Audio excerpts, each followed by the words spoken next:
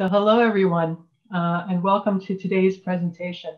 I'm Diane Okonski, the president of the Icelandic National League of the United States, and I'm so happy you were able to join us today. As attendees to this program, you are all on mute, but we do want you to ask questions, and we welcome questions, and we'll answer as many as we can towards the end of our presentation today. To ask a question, please use the Q&A button at the bottom of your screen, or if you are on a phone or a Mac or some other tablet, the button may be in the upper right, or you may actually have to swipe in order to find it. But please make sure you ask any questions that you may have. Another logistical item to note is that today's presentation is being recorded and will be available on the INLUS website. So today we are very pleased to have with us Mr. Patrick J. Stevens. He serves as the curator of the Fiske Icelandic collection in the Division of Rare and Manuscript Collections at Cornell University Library, and has been in that role since March of 1994. He's the editor of Icelandic Writers in the Dictionary of Literary Biography, and is the translator of the book Willard Fiske, Friend and Benefactor of Iceland, by Christine Bragadottir in 2019. So Patrick, I know you have a lot to share with us today, and so I'm going to turn it right over to you. Welcome today. Thank you very much, Diane. Blessed Earth. I'm glad to be speaking with you today about the Icelandic collection. And as my title will show, there will be an emphasis on the Icelandic in the Icelandic collection, and I'll explain that as I go along. Let me go ahead and share my screen. I'll first let you know that I am speaking remotely from the Cornell University campus, but in Ithaca, where I live, under the conditions that we all are confronting today. So I'm going to share my screen now, and let's see how things go. Alrighty. All right, this is my first screen, my title screen. As you see, the Icelandic in the Fiske Icelandic collection. This presentation is a historical perspective with a focus on the legacy of Halldór Hermannsson, who was first curator of the Icelandic collection. You'll encounter his name frequently as I discuss some of this history with you today. And so let's go right on in to my first substantive slide. First, we do have a donor of the collection. That was Daniel Willard Fiske, an American who lived in, as you can see, most of the 19th century. And he was a young scholar born in upstate New York to a middle-class family. He went to Hamilton College, but he dropped out in order to get an education. And his education was to journey to Scandinavia and sojourn ultimately in Uppsala, Sweden. No voyage to Iceland on this trip, however, although he wanted to go to Iceland. Very briefly, part of his background is that he was fascinated by everything, especially languages, and he became really fascinated by the culture and the literature, as he understood it, of the far north, what we think of today as the Nordic world, Scandinavia. So what was available to him, he was more than happy to read. So he spent a couple of years overseas in Denmark and then on up into Sweden after passing through England and Germany. He was, by the way, a brilliant linguist. As you can imagine, he became fluent in virtually all the languages of the countries he passed through. He did come back to the States and work as an assistant librarian at the Astor Library in New York City in the 1850s. And that library is one of the ancestors of the New York Public Library. So it has an interesting contribution to that pedigree. So Fiske was the founder, and I should say that and mention that. He was fascinated by his time in Sweden, especially. The image here shows old Uppsala, Gamla Uppsala, with the church on the right-hand side. You can see sort of an end view of that. And then to the left of that, you see several mounds of earth, the so-called Kungshögarna in Swedish, and in English simply the king's, literally the royal mounds. These are prehistoric or quasi-prehistoric grave mounds for the early royal family that ruled in the area of Uppsala. So the area, which obviously has also the very famous university in Sweden, also has a deep, even legendary type of history. And Fiske was fascinated by that. Again, we're talking about around 1850, so the mid-19th century. So we have an aerial view. He did a lot of walking through this area. And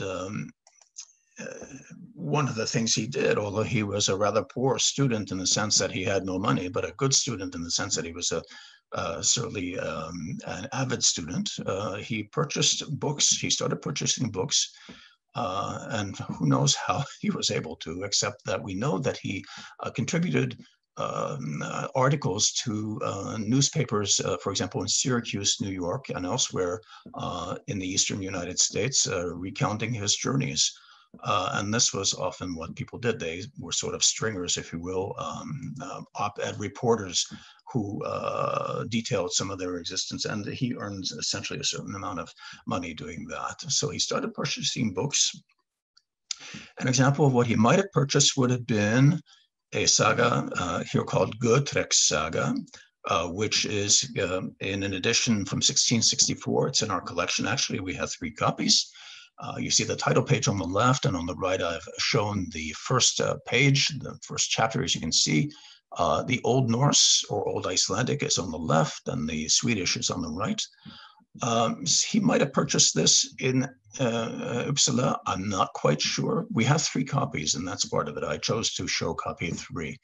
But the interest would have been there. Gotrekur was a sort of a petty king of what's called West Götaland, which is in the southwest part of Sweden, now a province, and was essentially a petty kingdom way back when, in sort of the early mist of the border between prehistory and history.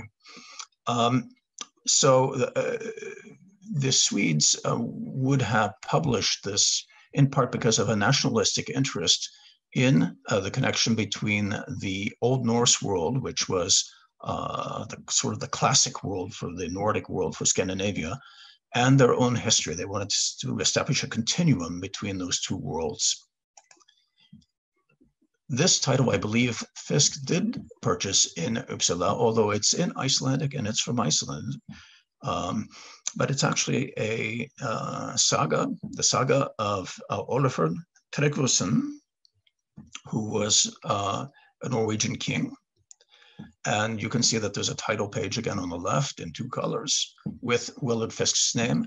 On the right, you have a portrait in the frontispiece of Olafur Tryggvason, conveniently dressed in 17th century armor, which is not surprising because of the fact that the book was published in 1689 and 1690 in 2 sections at Skálholt, which is a name you may be familiar with from Iceland. It's one of the 2 episcopal seats in Icelandic ecclesiastical tradition, the other being Hólar in the north. Well, the printing press was at Skálholt at this time. There was one printing press functioning in Iceland, and it started to publish non-ecclesiastical, non-religious works. And this is one of the very first. So I believe that Fiske did pick up this book in Uppsala, where it would have been available at a bookseller, obviously, and then he inscribed his name. So he began his collection there. Now, if we move on very briefly about him, he became Cornell University librarian in 1868, as well as professor of Northern European languages. because he was fluent in Danish and Swedish, and of course, Dano-Norwegian he would have known. He was quite good in Icelandic, although not quite fluent, but he had been tutored in Copenhagen in Icelandic. And of course, Copenhagen was then the cultural and academic center for Iceland, which had no university of its own in the mid-1850s. And then he did take his sojourn in Iceland, which he had longed for, starting the 13th of July in 1879 and continuing to the 18th of October. Here is his diary. And the diary is in pencil. It shows him arriving in the north at Húsavík, a town you may have heard of. On the 13th of July, you can see he landed on Sunday that 13th. Now, this diary is a rather precious item. It's a bit smudged as well, but that's because it's in pencil. It's not only notes of his journey, his goings and comings, but also he makes notes of words he doesn't know, or he's adding to his vocabulary, or he's maybe writing down titles of books that he knows he has to purchase. So it's really quite a bouillabaisse, if you will, of jottings on his part. But you can see the diary come through fairly clearly at important points.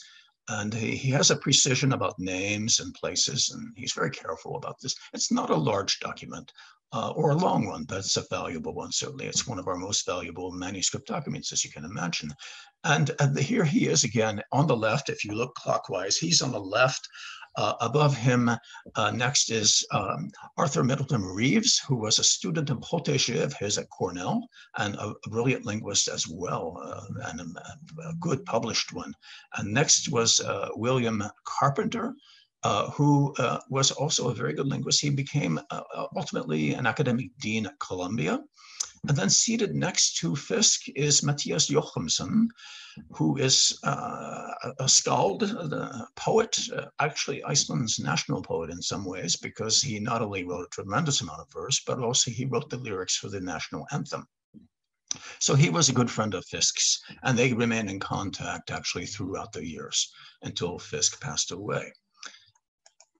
And now we get to the bequest to Cornell University, and that is the Icelandic collection in Florence. Why is it in Florence? Why is that collection going to Florence? Well, it was not a large collection initially, but it went to Florence when Fiske decided to leave his post at Cornell in 1883 and go to Florence, where he lived and collected books for the rest of his life. Donated several collections to Cornell, Dante, Petrarch, other collections. And the Icelandic collection then began to be built in these premises here in Florence. His office space is a library, as you can see, with a lot of old-fashioned chairs and furniture, nicely carpeted on the floor. I wish we could do that today in our libraries, but in point of fact, we are more functional. Bookshelves and, of course, books all over the place, as you can imagine. So here, he essentially was working on his collection with some assistants that he managed to hire along the way. So here is where the collection, the Icelandic collection, becomes organized. Here is this villa, very briefly, a historic villa in Fiesole, which of course, as you know, is a suburb of Florence. In April 1892, that building is still standing and is now a music school. And if we go on, that bequest to Cornell University turns out also to be an appointment of Hallþór Hermannsson as first curator in 1905. Why in 1905? Because, of course, Fiske, being old, passed away in 1904 and donated the collection in his will to the university, and also donated funding for the position that we now know as curator of the Icelandic collection. Hallþór was introduced to Fiske in the summer of 1899, went almost immediately to work with him in Florence in that year, and intermittently thereafter, especially from Copenhagen. What happened was that Hallþór took a little break from his studies. I'll get back to that. This is a letter from Fiske to Hallþór, where they're discussing what is the scope and scale of the collection, and what shall we collect, and there's obviously been a little disagreement, and here Fiske is sort of, if not reading the riot act, he's trying to make his perspective and his goal very clear. I'll get back to the relevant part of that letter. It's a mixed letter. There are other things in it. Here is Halldór Hermannsson, the hero, if you will, of this presentation, and for good reason, as you'll find out. Halldór is born in Völlur in Arangarvellir in Iceland. This is in the southwest of Iceland. As you come down from Reykjavik, you sort of go southwest, and you keep going around the country as you know the national highway goes there. He's born in an area on a farm that's really just off the national highway. That farm is historic, as you can see. It was the home of one of the characters in Njál Saga. Not a good character, but Murther was not a positive character. He was an antagonist as opposed to a protagonist, maybe. But anyway, the farm is historic, okay? So as are many of the farmsteads in Iceland. So that is where he's born. And he passes away eventually in 1958 in Ithaca. And if we go on, I've included this slide because it's not far. Oddi is the location. It's not far from Völlur. It's in the same general region, as you can see. And yes, I've kept some of the Icelandic or Swedish captions as I go through, just for flavor, maybe. But many of you will be able to read them. I'm certain of that. This church here, this is essentially a churchstead. And the churchstead is the basis for population agglomerations in Iceland for many years. There are no cities, there are no towns in Iceland. And so the churchstead was the cultural center. There would be an extended family with nuclear family, and then servants and farmhands and what have you. And maybe, I mean, if it's a church, there will be a priest, and maybe there will be also seminarians, students who are studying for the priesthood. There might be a scriptorium for writing manuscripts. These all occur in churchsteads or in extended farmsteads of really wealthy Icelanders on the land. But this is not far from, as I said, from where Halldór was born. And you could get a flavor, a sense of how the land looks. Oddi, which is what it's called, is a very famous cultural center that was populated by a clan, if you will, called the Odeyjar. And Snorri Sturluson, whom you may have heard of, probably have heard of, actually spent time here growing up in a sort of a fostering arrangement, apparently. So it's not surprising that it's an important cultural center, just to give you a flavor there. Back to Halldór. If you look at the upper right-hand corner, the gentleman in the white hat, this is a graduation photograph.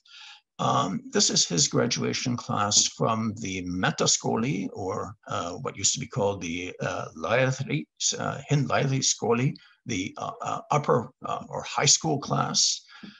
In this case, 17 students. He is number 2 out of 17. That's his graduation number. He's a salutatorian. He's wearing a white hat. The 4 top students apparently wear white hats. Everyone else gets a plain hat.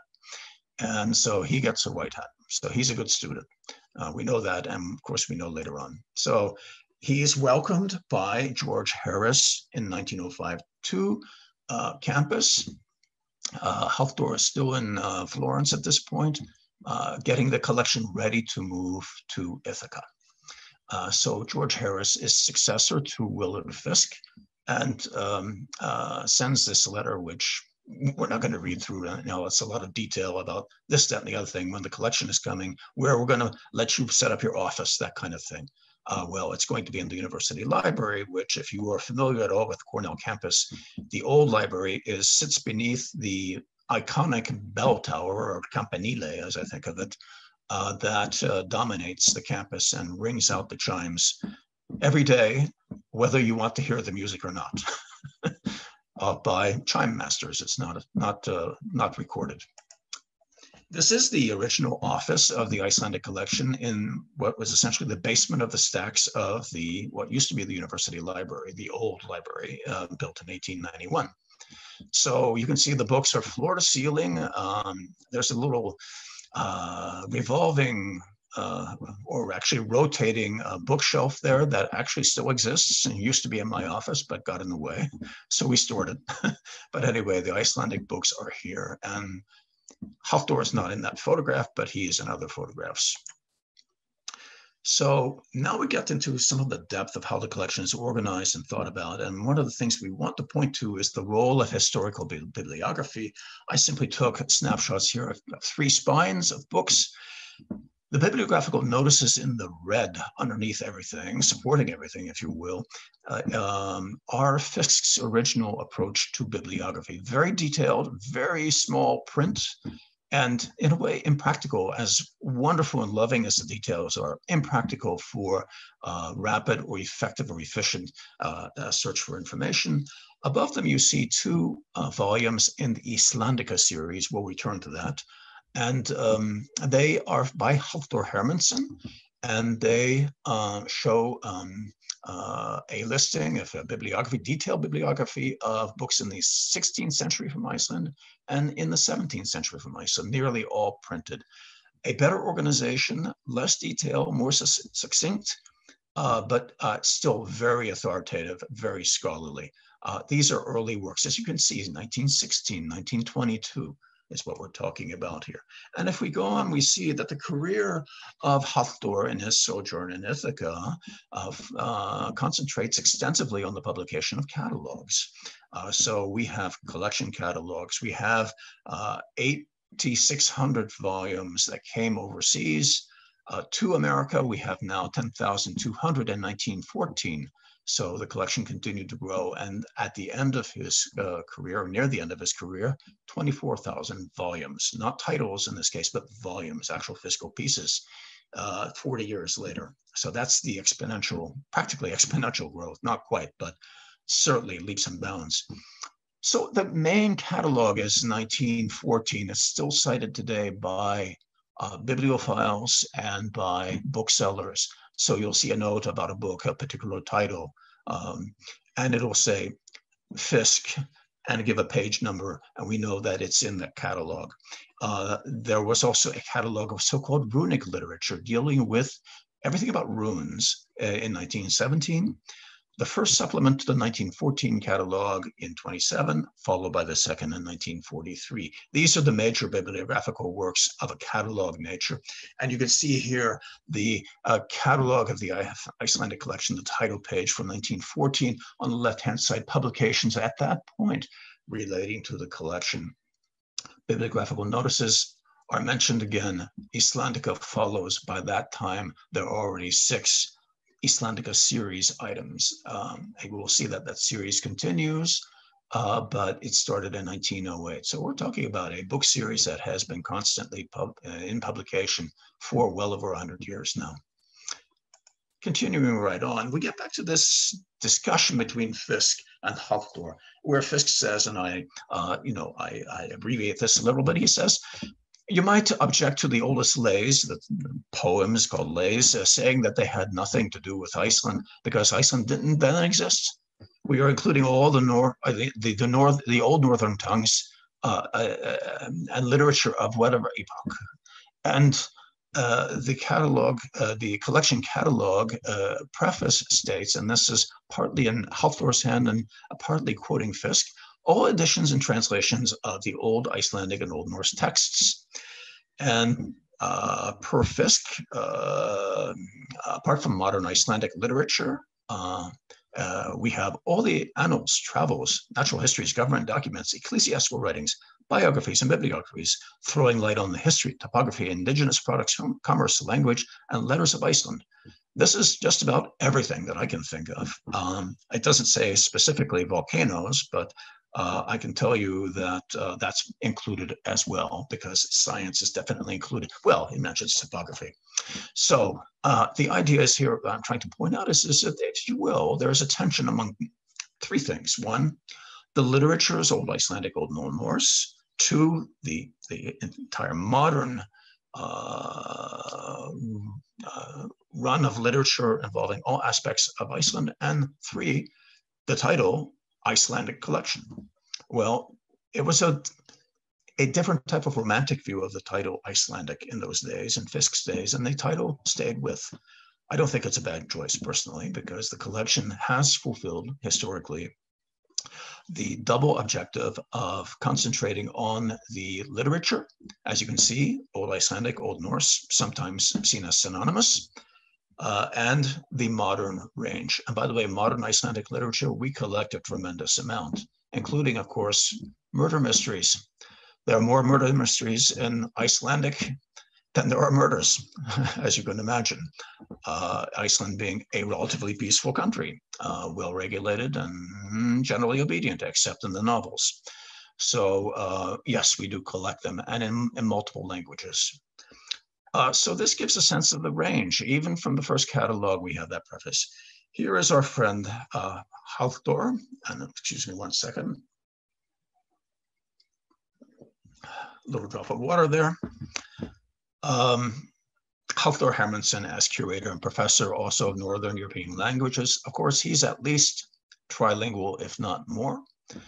His English is fluent. His Icelandic, no problem. And at this time, all Icelanders who were educated knew Danish fluently. But he would have known the other languages as well, Swedish and Norwegian, and undoubtedly a raft of other languages, at least well enough to read. So this is Halldór in 1936. And now you see the proclamation, actually, from His Majesty the King Christian the 10th. I'm sorry. Yes, I'm not sorry. It's the 10th. Given in Icelandic. Now, at this time, Iceland was actually a kingdom in 1935 under the Danish crown. So Denmark and Iceland were actually a dual kingdom. From 1918 on, Iceland was sovereign and independent in 1918, but still under the crown. That was the system. The chief of state was a knightly sense. And this is his second knighthood. He was essentially upgraded from a knight ridderi to a grand cross in recognition of his continuing and actually very profound and pioneering contributions to bibliography and an understanding of Icelandic literary history.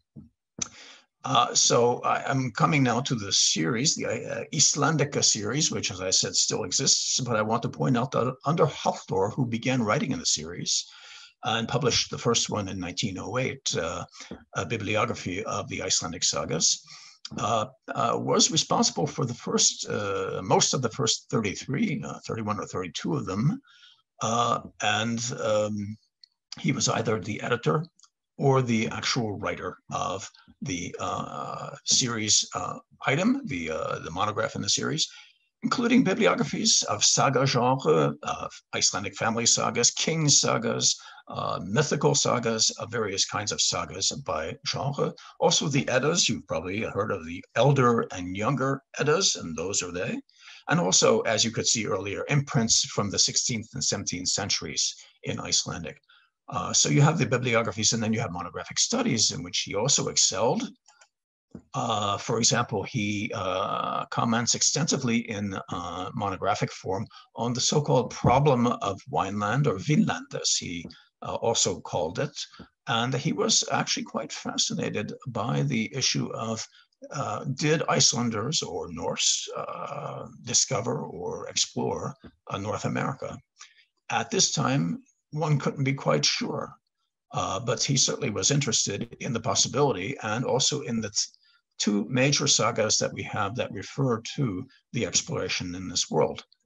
And they are the Vinland Sagas, and they are edited by him here with an introduction and notes in 1944.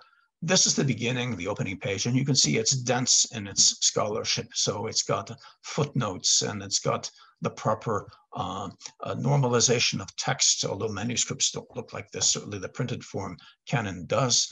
He's careful about how he sets up his text here. He refers to the manuscripts that he cites as his sources. So you can see this is a totally scholarly work. At the same time, for any of you who know Old Norse, it is, in point of fact, quite readable. And so, as you can see, he's not only a bibliographer and a librarian, but he's also a deeply committed scholar, okay? And he's respected highly for that. Let's look at some summary considerations, not just a summary of statistics, although there are some, but also what's going on, so to speak. We now have over 40,000 volumes. And we continue to add to that collection. We have both rare and circulating components for the collection. And we add mostly to the circulating, of course, because we have so many of the rare books already. Fiske was very good, and so was Hafthor at identifying items for the rare component. But most of what we have now is circulating to our scholarly community. We have non-book formats as well as book ones. So we have periodicals, quite a number of those, and from early on, and some of them are quite rare. We have many photographs now, thousands of them by now, and we are progressively digitizing those so they will be available over the internet. And that work is ongoing. I have a couple of projects going on there that I'm reviewing now. We have only a few bound manuscripts because neither Fiske nor Hafthor felt that they should come to the States or to North America, but that they should stay in the countries of origin. What happened is most of the manuscripts went to Denmark. Then after Icelandic independence as a republic, they came in the 1970s, half came back to Iceland, about half. Now there are two, what are called Arnamagnæan institutes, one in Reykjavik and one in Copenhagen, and they cooperate. So we have extensive archive of correspondence from Fiske and Hafthor and some other writers as well. And then we have also a number of other categories. And digitization, as I point out at the end of that line, is a major factor of what we're trying to do. Research in the collection, definitely. We have a reading room in the Division of Rare Manuscript Collections, which houses the rare component of the Icelandic collection. That reading room is open when we are not in pandemic times to the scholarly world. We've had Icelanders come and spend 2 or 6 weeks researching in the Icelandic collection. That's close to Newcastle by any definition, but we're proud and happy to have them here. And some of them are actually my friends. So it's good to see them.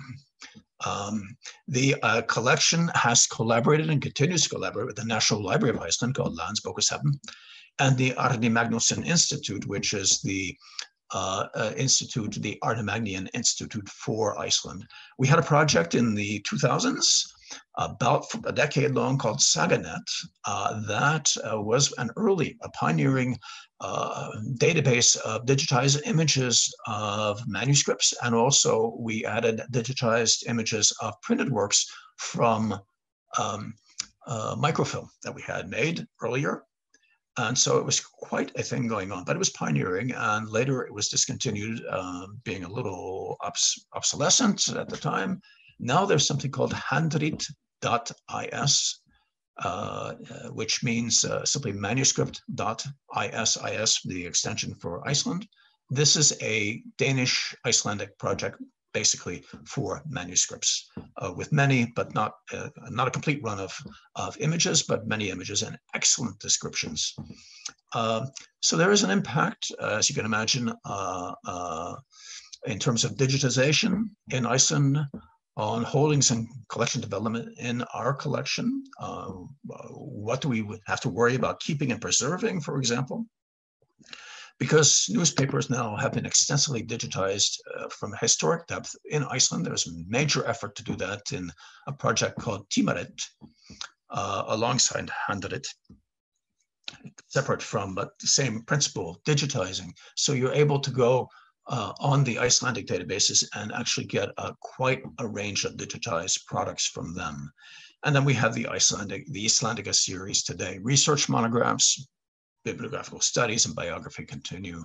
I've included a photograph of one of those, one of my favorite that's come out recently, and that is called the Icelandic Baroque. As you can see, Margrét Einarsdóttir is a scholar who is one of the leading scholars on Hallgrímur Pétursson, whom you may have heard of, is the great Icelandic poet and pastor who wrote the Passíusalmar, which are the Passion hymns back in the 17th century. The Hallgrímskirkja, the great church in Reykjavik on the hill that you see when you come into town, dwarfing everything in its sight, so to speak, looming over everything, is named after him.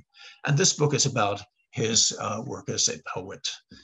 So It's translated from the Icelandic by a scholar from the UK. So it was really an international effort. I had the pleasure of being able to proofread it several times. So that was a little tiny bit of contribution. That was an extraordinarily good manuscript based on Margaret's dissertation. This is just a view of one of the ranges in our collection. The shelves are movable. They have little electric motors. They're on tracks. They have emergency brakes. We have everything to go. And you can see that this is actually where the sagas are. One of them I can see as I look here is Eiríks Saga, which I'll show you a picture of in a second, from 1809, but there are many. We even have a few recordings here that are on the shelf.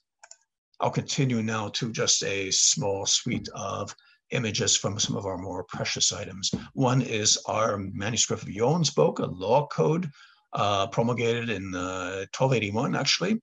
And this is the first leaf, the incipit leaf.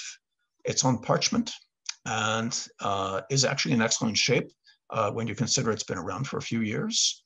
But this does not do justice to the heft of the book. It's quite thick. Good, durable parchment in Old Norse. The next one is from the oldest existing printed book in Icelandic, of which we have one of the copies. There are multiple copies, but fewer than 10, I believe. We have one of the best. But I'm showing this leaf here because it's a manuscript replacement of a leaf in the book of Matthew in the New Testament. And what happened is that the leaf was lost, maybe torn out accidentally, and then it was meticulously replaced by hand, as you can see in every detail, not only the title across the top, but the text. And also you can see the notes of concordance on the right-hand side. So every little detail was there. And that was reinserted to make the book whole again, so to speak. It's actually a beautiful volume, well preserved. It's a little, of course, worn at the front and the back, but that's to be expected, but it's in great shape. It's one of our treasures, really. This is from that 1809 Eiríks Saga, Eiríks Skallagrimsson, excuse me, another poet. And you can see this is bilingual again, published in Copenhagen in 1809. Old Norse on the left, where it says Ulfr het mater, etc., etc. And then on the right, in Latin. Why? Because Latin was the lingua franca of scholarship in Scandinavia. You had to have Latin to take your PhD in Scandinavia. That was a general rule. So both languages are here. Also because the Danes maybe had forgotten some of their Old Norse. So both languages, scholarly edition, footnotes, carefully worked from the manuscripts. Here is Landsbókasafn Íslands, Háskólabókasafn. So it's a combination of the national and university libraries in its headquarters under the snow, which is, of course, perfect for Iceland. This is a sort of a side view. The entrance is to the left, and there's a sort of a design of a moat surrounding the library, which is perfect. You want to protect your books. Not a huge building, but a beautiful one. Great colleagues, very scholarly colleagues, very, very good people to work with. I'm really, really thankful to them for teaching me so much. So we do work happily with them. And the last one is from the photographs of Frederick Howell. Now, Frederick Howell was a British photographer who went all over Iceland and made a number of photographs. Sadly, he passed away while he was in Iceland.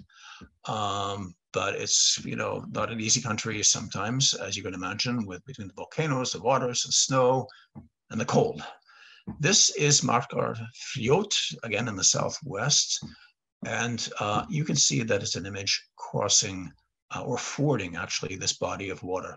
And it's almost a mystical kind of image. It's a beautiful image, one of my favorites that he did. So you can see the mountains in the background with the snow. I truly like this image because it speaks of Iceland very much to me. The country is very much like that, rugged and yet inhabited. And I am now at the end of my slides, and I thank you very much for your time. I'm going to stop the screen sharing, and I've stopped sharing now. Well, thank you so much, Patrick. This has been really fascinating. We've had a few questions that have come in. Sure. So the first one has the diary of Daniel Fiske from his 1879 trip to Iceland been transcribed or digitized so that it's available either online or for purchase? The diary was photocopied many years ago, but those photocopies I think are not necessarily ideal. It has not been digitized. In 1989 or 90,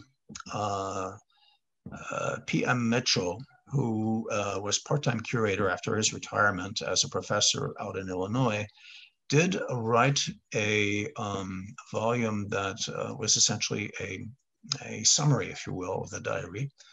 And he quoted extensively from it.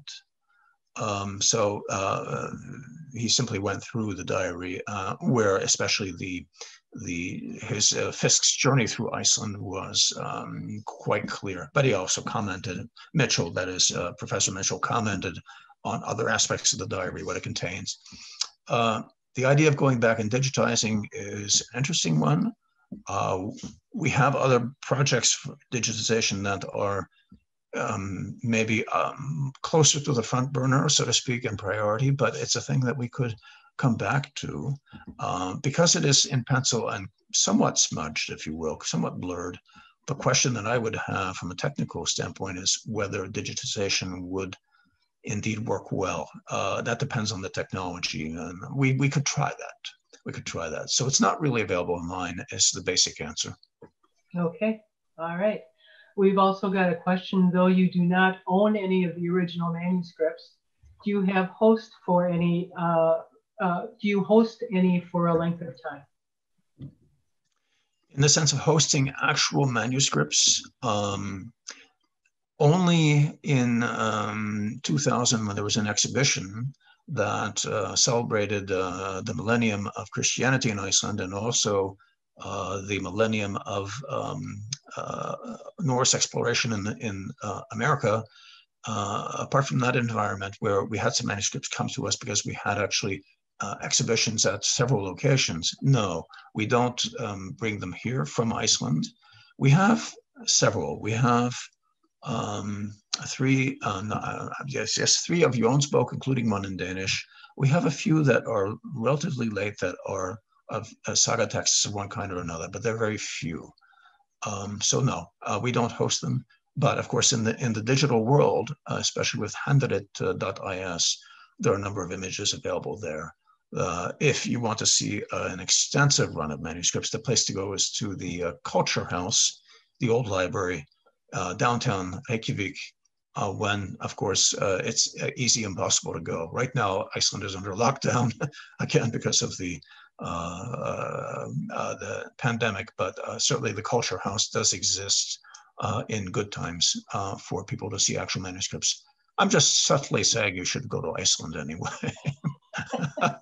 But we all want to do that again, and I've been a number of times myself. We are waiting for the day when they open up the gates again and allow Americans back in. Are the Howell photographs imaged and available to review online? Yes, they are in our digital collections, and they've been up for quite a while now. So you should be able to go in. I would just do a keyword search, simply Cornell digital or digital collections. Howell, use those terms as keyword searches. If you run into a problem doing so, you can contact me by my email. My net ID is PJS3. It's of course on the title page of this presentation, but I can certainly be contacted if you run into some sort of difficulty in terms of accessing. But the Howell ones are sort of the jewel in the crown in many ways, although there are certainly other very interesting photographic collections. Okay, all right. Is there anything that you feel is still missing from the collection?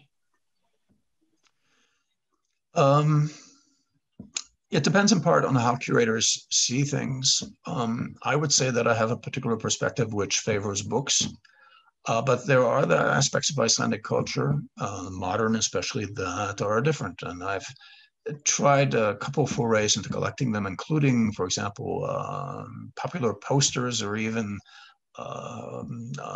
documents of some kind or another, street flyers, that kind of thing, that are political in nature, might connect with some of the political demonstrations that have occurred in recent decades. 2008 was not an easy year for Iceland, for example, and it brought Icelanders out in the streets.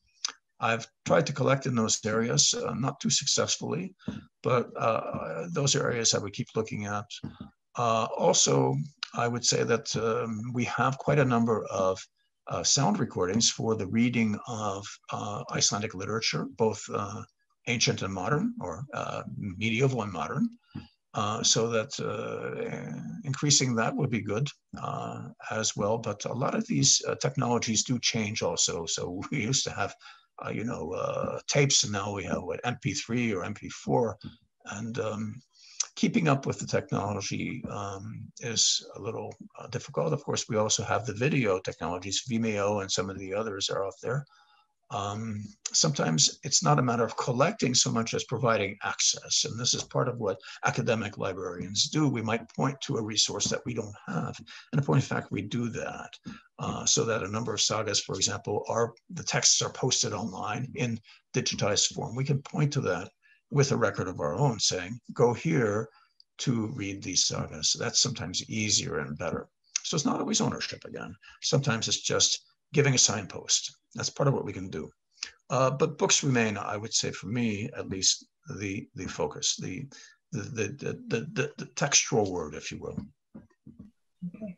So you said that the collection is still growing with things like the Icelandic murder novels. How do you determine what comes into the collection? Do you have a certain set of criteria that you use, or is it just whatever is published is fair game? Whatever is published is fair game. Categories that I include looking at are certainly literature, both medieval and modern. Important authors, certainly. Important critical studies. I really haven't touched on that today, but there's a tremendous amount of academic literature about both the medieval culture, including, of course, the literature, but also increasingly about modern or early pre-modern to modern Iceland. Margaret's dissertation turned into a book, for example, in Icelandic, is a good example of early modern scholarship that is both literary and historic and cultural in nature. So really, everything's fair game. Increasingly, we've seen sociological, biographical, and historical studies coming out of Iceland. And so those are very important to pick up, including detailed biographies of political or cultural figures. In addition, of course, there's a tremendous amount of work out there that is in other languages, chiefly English now, but it used to be, and it's to some extent still, Danish and German. So we see that. We see that from Danish, German presses. Some material coming in French, but usually not too much. Although I'm currently editing one translation of something from French for Icelandica. It's a massive job. But basically everything is fair game. And yes, I have perhaps my partisanship, if not my prejudice, as regarding what I view as important. A predecessor or a successor might say different. Okay. Well, we have a comment that says, this is totally awesome and wonderful.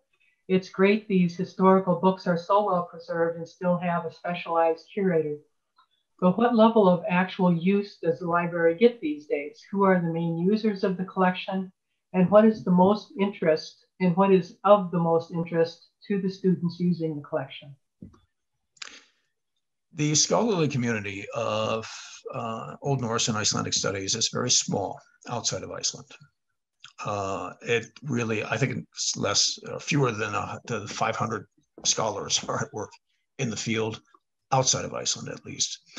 So it's a small community, relatively, and especially when you consider the vast amount of studies in other areas in North America. The collection does not get a tremendous amount of use for one important reason, at least, and that is that a lot of the teaching that is done in translation, and you can get the sort of penguin type translation of many sagas. I don't mean to asperse penguin, because actually it's a valuable service to provide an introduction through that medium of translation. But you get that kind of approach very often to the literature. You don't need to come to the Icelandic collection to pick up a penguin that you can order online and read that translation. But if you're doing serious work in terms of early editions, early scholarship, and really related areas, or on the books themselves, the physical books, as vehicles that have endured for centuries, as they have in the non-circulating part of the collection, the rare collection, then you have a different perspective. I gave a paper in 2018 on that, essentially the books as the physical items with what I call paratextual features, if you will. The condition they're in, why title pages that have been lost were reconstituted as manuscript and tipped in. So there are many ways to study a collection. So I've just outlined several right there. Nonetheless, the scholarship increasingly also goes across academic bounds, so that you find people in English or in history who are studying the Old Norse world as a cultural cradle, if you will, for ideas, for phenomena. We have, for example, a major specialist at Cornell now who is a history professor, but he just can't stay away from the Icelandic collection. And he's taught himself a great amount of Icelandic and Old Icelandic. We have others in the English and Germanic studies departments who do the same thing. Okay. And we have one last comment from one of our participants today, or attendees today. A profound thanks for speaking today. I have been a fortunate patron of the Fiske Icelandic collection from a distance over the last decade. The funeral manuscripts of my family were able to be obtained from your collection via scans and were then translated into English for me by Dr. Jackson Crawford, and proved so valuable to my family research on the Eggerts family, as well as Reverend Sigurdur Brynjolfsson Sigurdsson. Thank you for your part in maintaining this priceless collection. So thank you very much today, Patrick. I really, really appreciate it. And I think the collection is in just very good hands. And we may have to have you back again to talk more about some of these other topics that you've touched on today. Well, thank you very much in turn. You are certainly most welcome, and feel free, as I said, to contact me if other questions should arise.